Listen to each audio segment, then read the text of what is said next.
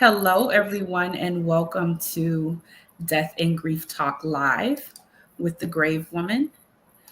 I am so excited because today I have the honor of speaking with Dr. DeLon Canterbury, who is the founder of a very unique and interesting business called Geriatrics. Dr. Canterbury, welcome to the Death and Grief Talk Podcast Live. Hey, it's so good to see you again, Joelle, and thank you for having me. Honored to be here today, share more about our journey, and hopefully give some good nuggets of wisdom when it comes to medication safety and advocacy. Absolutely. Just for background purposes, I met you through the work that we do through Compassion and Choices, through the African American Leadership Council, on which we both serve.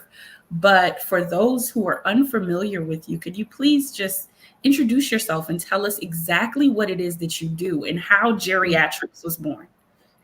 Yeah, absolutely. It's my pleasure. Hello, everyone. Again, I'm Dr. DeLon Canterbury. I am a board-certified geriatric pharmacist, and I'm also known as the Deprescribing Pharmacist and founder of Geriatrics. So, what is Geriatrics? We are a concierge telehealth company focusing on medication management and reducing harmful medication use in our older adults.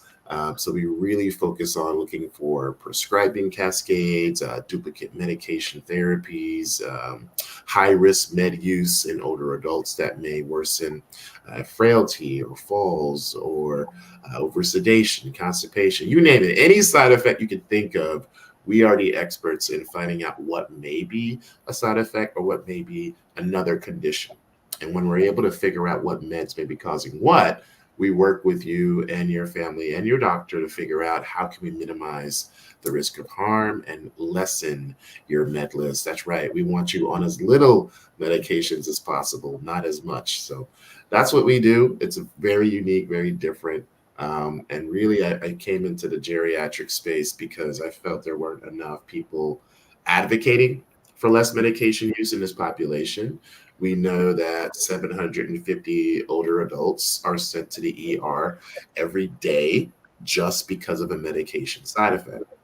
And so we have a lot of people, billions of dollars we spend, millions of people put in harm's way because of a medicine. And we need to think a little bit differently when it comes to how do we educate clinicians to have positive conversations about reducing medications. And more importantly, why not empower the caregiver who's most likely going to be the one doing all the heavy lifting in this process?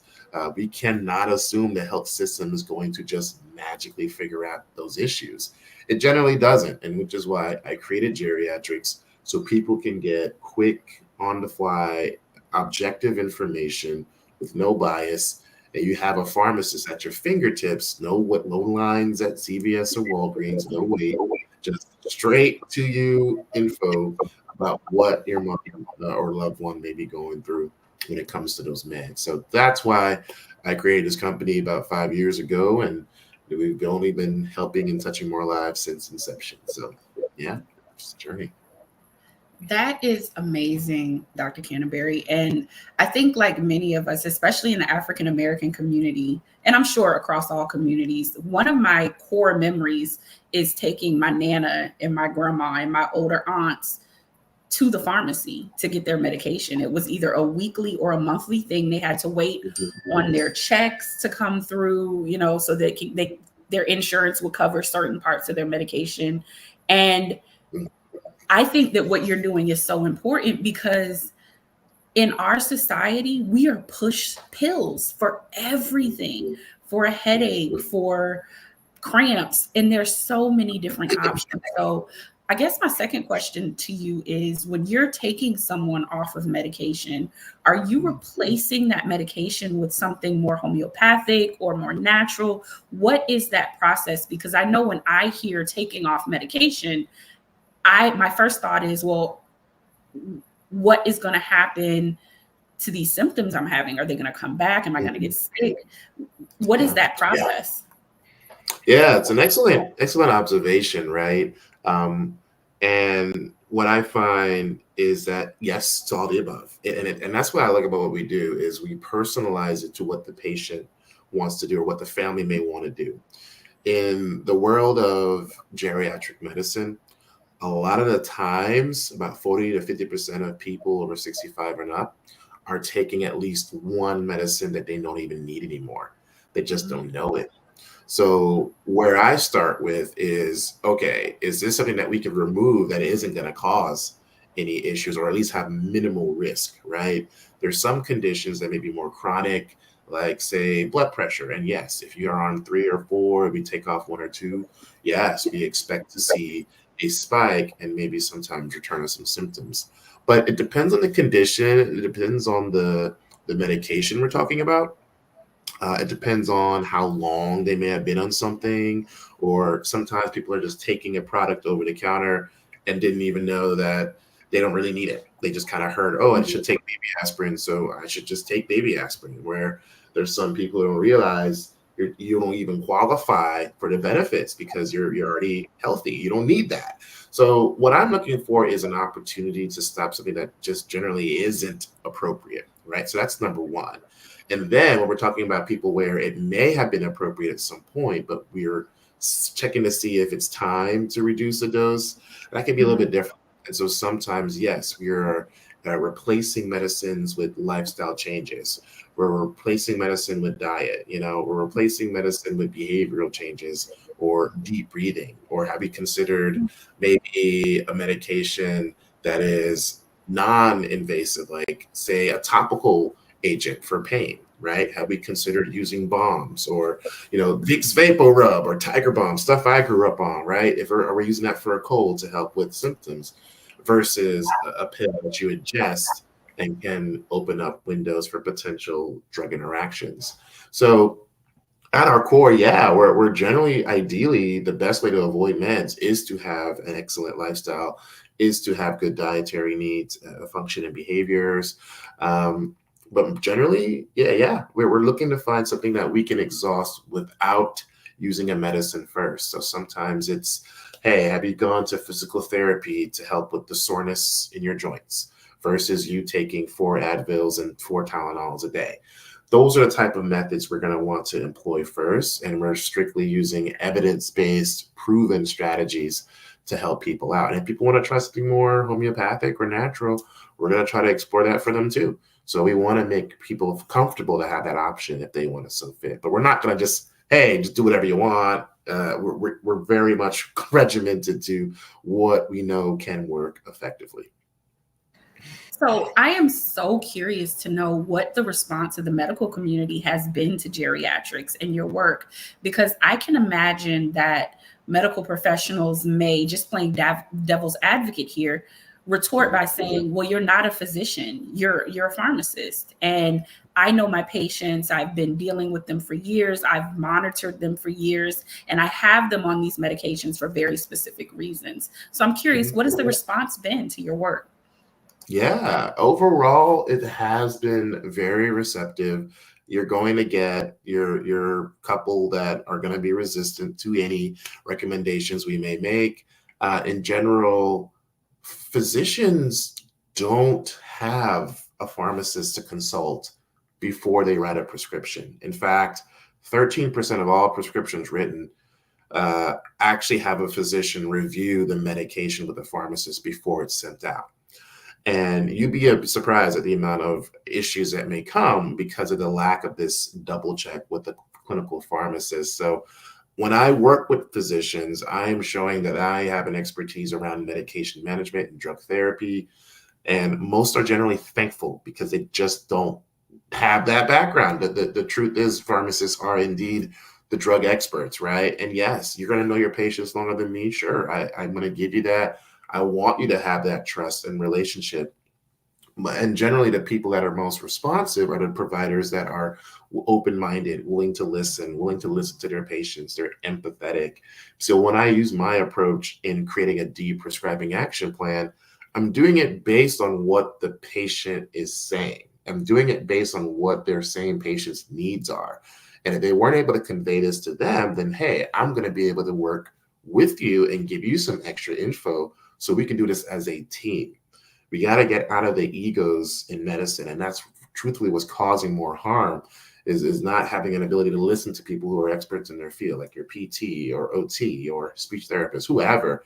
So yeah, we've had a couple doctors who are you in the beginning. More so now, we're having way more that are like, oh my gosh, this is new. This is such a relief. I wish you can do this for all of my patients, which is a recent response from a primary care doctor under Duke Health. So we're slowly but surely changing this narrative, and people are seeing the value of pharmacists. I mean, the truth is physicians love pharmacists. They know how much we save each other's butts when it comes to health and healing. So it's all about coming with the approach of what's best for the patient and how can I be an extension of what you're already doing as a primary care provider.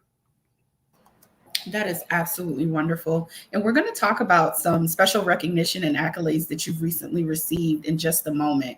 But as you know, the majority of my audience are death care professionals and those who are morbidly curious.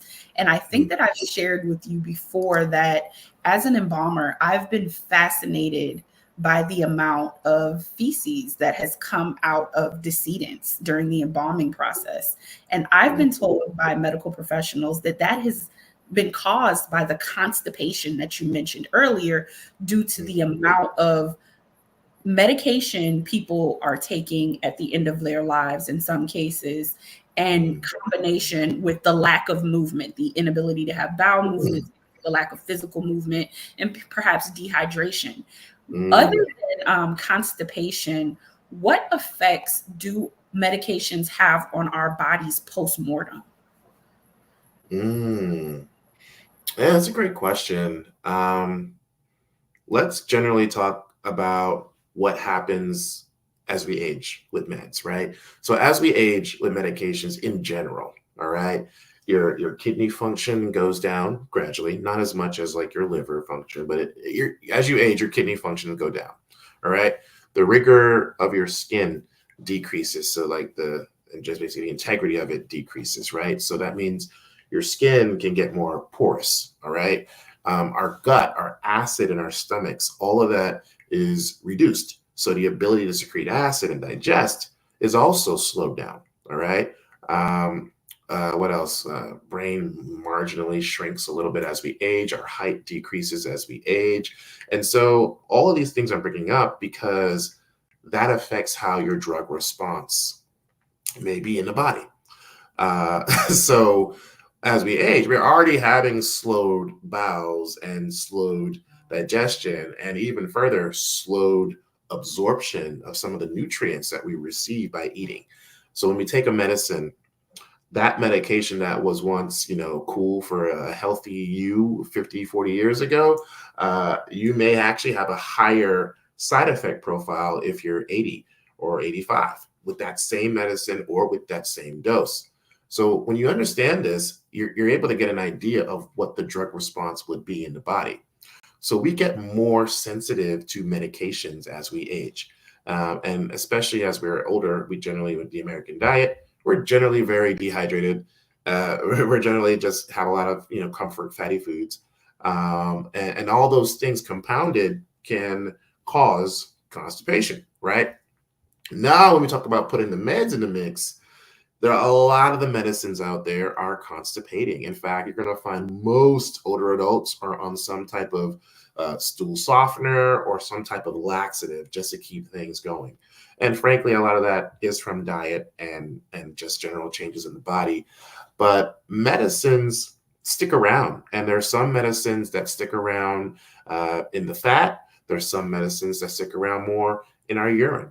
But when you have these effects post-mortem, yeah, I mean, it's pretty common to see the bowels backed up. We're on a lot of constipating meds. When you're dehydrated, that actually adds to it. We don't have enough water. It's summer right now. All these can compound and cause issues. All right. So that kind of explains more the constipation piece. I'm trying to think of other affects, but in general, as we age, the body changes. And so you're going to have effects that we'll be seeing whether it's arrhythmias or sensitivities to mood disorders or changes in the drug dose, all those can be compounded. So that can affect anything. And that even includes if we start talking about interactions like with alcohol. Say we're drinking alcohol and we're taking medicines that may be sedative, and that can cause a fall or even a motor vehicular accident, right? Klonopin, benzodiazepines, people who take those medicines have a higher risk of having a car accident. So it's even worse if you've already had a drink of wine or two or whatever, and you're moving around. So you're shown to have impairment in driving. So there are effects of this that are compounded if you're older versus younger. So just another example of how that can play a role. You opened a can of worms in my mind when you talked about sedatives and mixing stimulants with medication. The first thing that came to mind for me was Michael Jackson. And all saw his doctor go on trial basically for possibly taking his life with medication. But in situations like that with like Whitney Houston and Michael Jackson and even Prince, what medications, if you know, were they on, and what were the effects that caused basically their early demise because of those medications? Yeah, that's a good question. At least the one I know of is Michael Jackson, and he was actually on a number of different sleep medicines and sedatives. And I think the one that did Michael over was propofol, which you're going to see more so in like an ICU setting, but it's meant to just calm you down, sedate you, and let you relax while we're trying to do what we need to do, whether it's intubate or something. So propofol is used pretty commonly, but I think I even remember seeing Michael having a lot of anxiety meds, sleep meds, and when you compound all of them, and then the propofol was at a really high dose. Honestly, it's usually dosed on weight, and I think Michael was losing weight at that point. So I don't know if that was misdosed or what have you. I don't want to speculate on conspiracies, but propofol is a commonly used one. And I could say when you're combining that, which is already sedating, with other sedatives that I think Michael was on, it's a pretty easy recipe for disaster.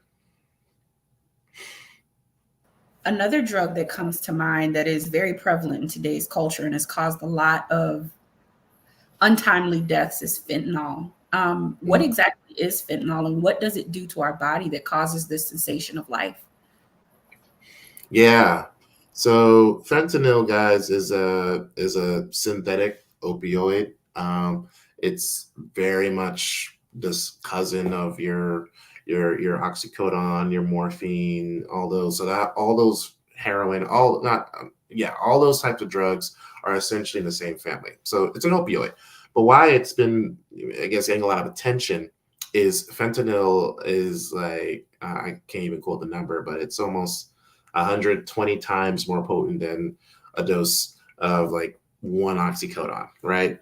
And so what people are doing is lacing like heroin or other products with fentanyl because it's an opioid and it can cause a little bit of euphoria, like all the opioids can cause, and a little bit of it can actually cause fatal overdose. So just very, very small doses needed to be lethal with fentanyl. So apart from using it to essentially,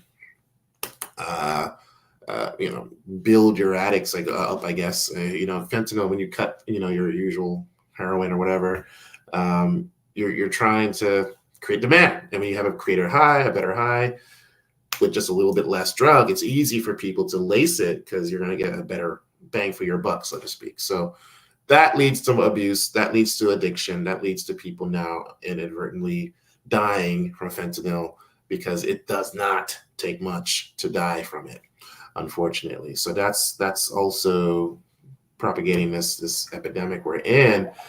So it's the potency. It takes very little of it to put into a batch, and it also is going to lead to more revenue for your dealer. So that's why people are doing it, and unfortunately, that's why people are dying.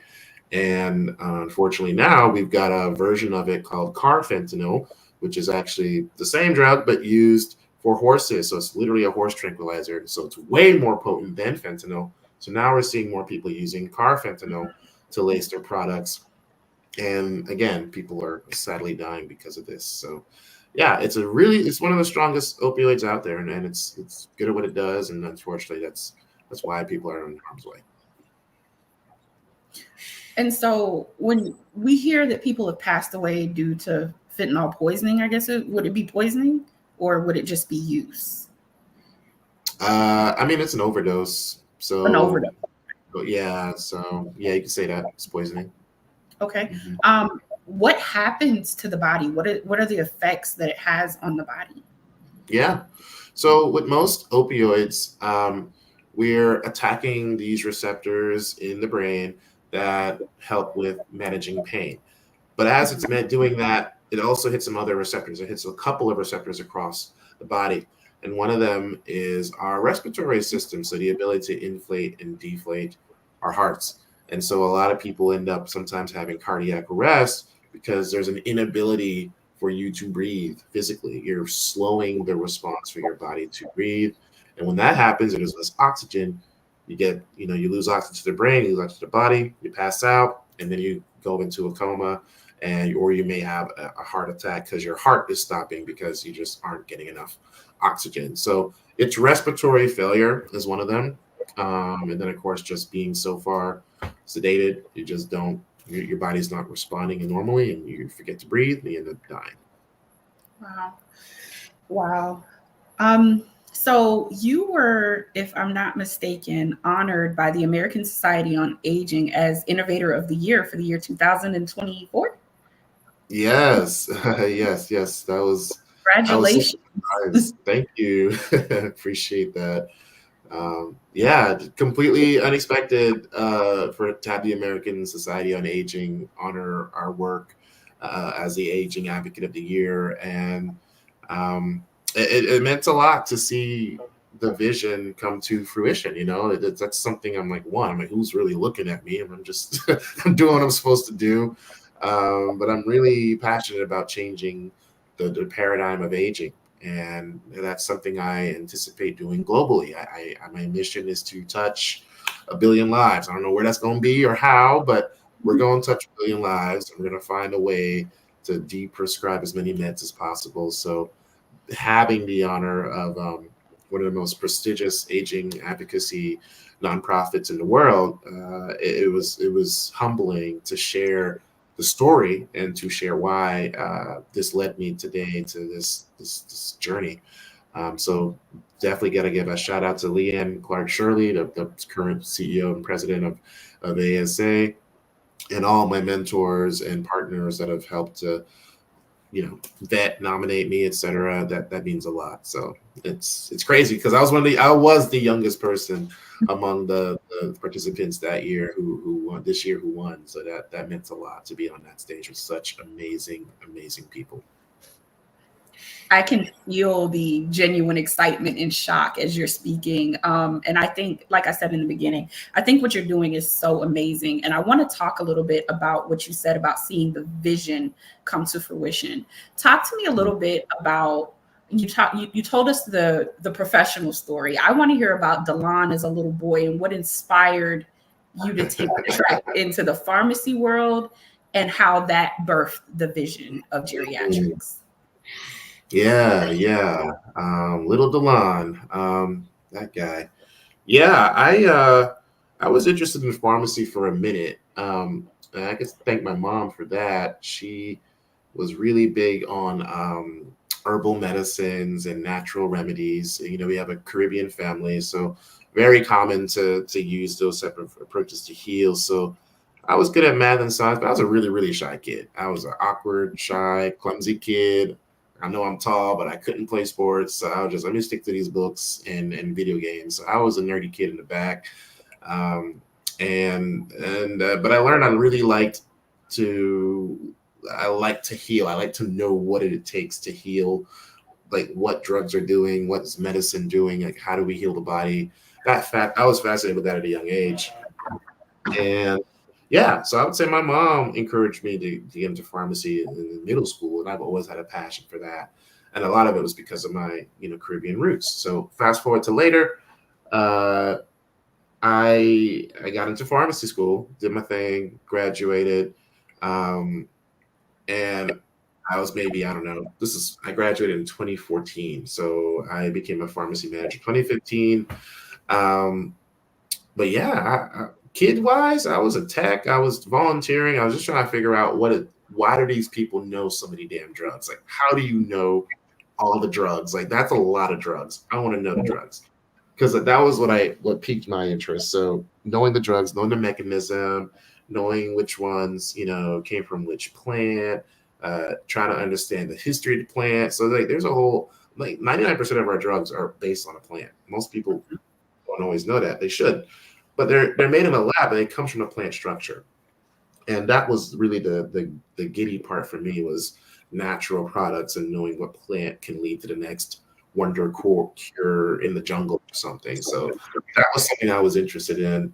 But I learned when I got into the career that wasn't always it's cool, but it's not like it's a long journey, so to speak, like 100-year journey to go into the research side of plant development. So I said, let me go more public health and start touching people directly with relationships and conversing with folks. So I realized I had a gift for getting real vocal and telling people, just dissuading fears with people when it came to COVID and misinformation and vaccinations. And so I started to lean towards more advocacy work and getting involved with aging. And so a part of this journey was seeing my grandmother unfortunately fall victim to inappropriate medication use. My mom was taking care of her, and she had dementia and was given an antipsychotic medication to manage her dementia symptoms. So, mind you, very inappropriate. The medicine completely worsened her symptoms, spiraling out of control, being angry, irritable, hiding things even more, sundowning, you name it.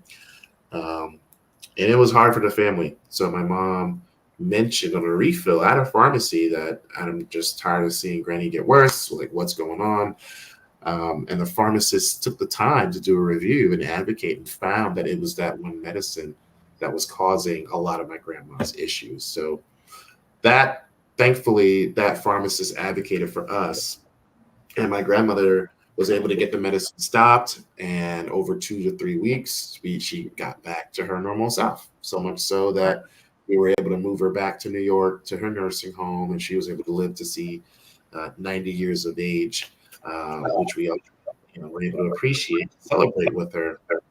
So that got me angry in the world of like, how many people are just slowly dying from a health system that isn't holistically looking at people or their family or their environment or resources, or just in general having a pharmacist say, hey, this is actually going to kill you.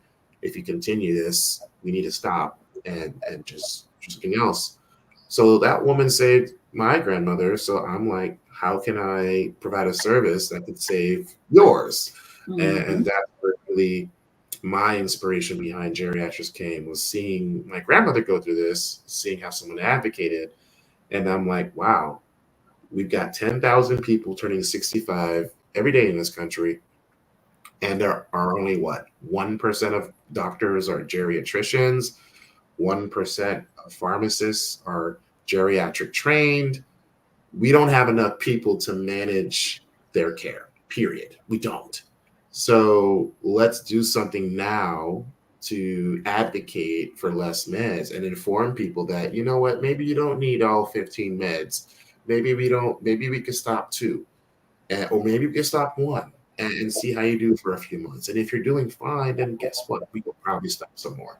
So that's the philosophy, is less is more when it comes to these meds. And our older adults, they have a higher risk of side effects and issues. So we need more people to advocate. You don't have to be a doctor to advocate. You literally need to ask questions like, does my mom really need to be on all these meds still at every medical visit? When's the last time you've had a comprehensive medication review with a pharmacist or a provider? And I mean, go through each and every med and see if the dose is appropriate, the timing is appropriate.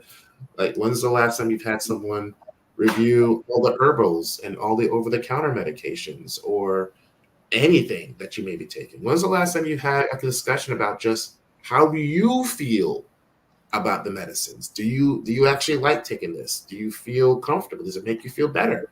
Do you feel worse? What are you experiencing? Like, get to know your body and don't be afraid to ask, what's the lifetime benefit of my loved one or myself taking this as an 82-year-old? Do they need this for the next 8 to 10 years of life? Do they really need it? Right? And when we're able to just have a healthy dialogue about this, you can kickstart conversations and you can get medication stopped that were probably no longer serving you. That's the mission. Absolutely beautiful. What is the lifetime benefit of taking this medication? That opens my mind to my last question, which is about medical aid in dying. Mm. In some situations, the lifetime benefit of taking a medication is to actually end the life. And I'm curious as to how medications are selected for medical aid in dying and how those medications work. Yeah. So, are we talking about like medications in hospice or people that might be towards the end of life and we're doing more palliative medicines to help them feel comfortable? Is that what we're getting at? We're talking about full spectrum end of life, from hospice, palliative care, and then ultimately medications used in medical aid in dying. Oh, okay. Got you. Yeah. So, yeah, there you'll find that in the palliative world, there really is a very formulaic. Generally, in palliative care and hospice, they have the philosophy of reducing meds that you don't need anymore in general. So we're going to generally stop the chronic meds, depending on, of course, if they're, soon to death or they're just in a course of recovery.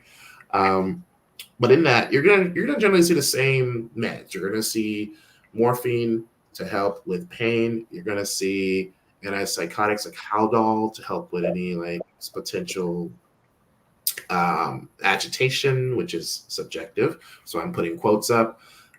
You'll see sedatives like Xanax, like benzodiazepines, things to kind of calm you down. You're going to see Tylenol usually, so anything with pain. So we're generally just trying to make you as comfortable as possible. All right. Now, sometimes, unfortunately, some facilities may pull the trigger on using some of these agents where the patient isn't at all close to dying or end of life. They're just in a transient or acute setting or change.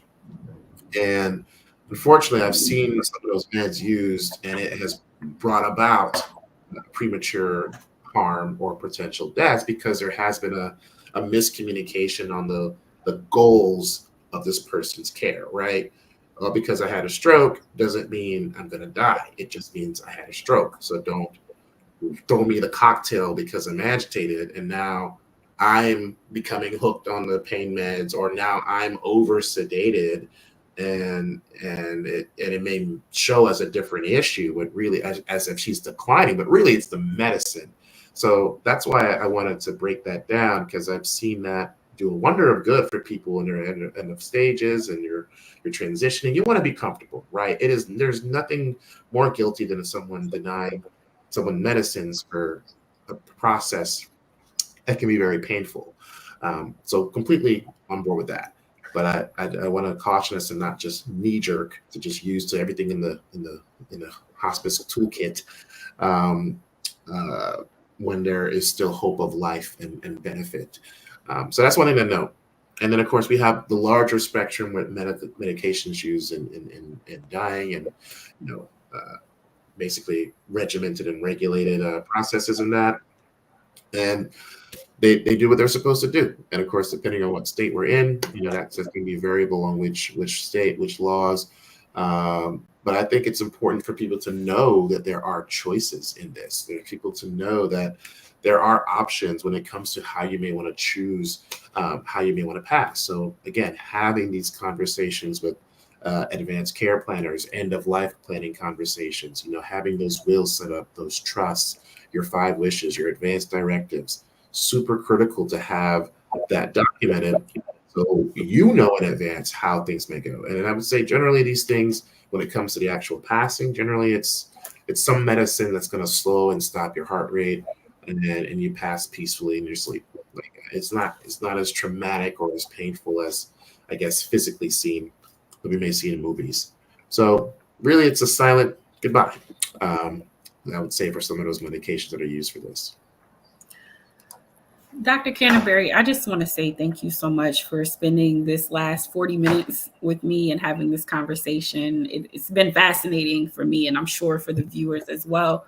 I have your Instagram page up on the screen. If anyone's interested in following Dr. Canterbury, he can be reached at GeriaTrix, GeriaTRx. And where else can people book a consultation, learn more, or have a conversation with you to learn about what their options are as far as prescribing? Yeah, we conduct consults for anyone in need. But yeah, check us out on any social media. We're definitely on LinkedIn. You have a YouTube channel. We have a series called The Red Pill versus the Blue Pill. We usually do a live every Thursday at noon, talking about the need for deprescribing to change our healthcare system. But you can find us everywhere. Geriatrics.org is our key website. You can book a consultation there, or send me a direct message on Facebook, Instagram, you name it. We're all over the place. So yeah, happy to be here. Thank you so much, Dr. Canterbury. And thank you to each and every one of you for tuning in today. Live life, love hard, and we'll talk to you next time. All right. Take it easy.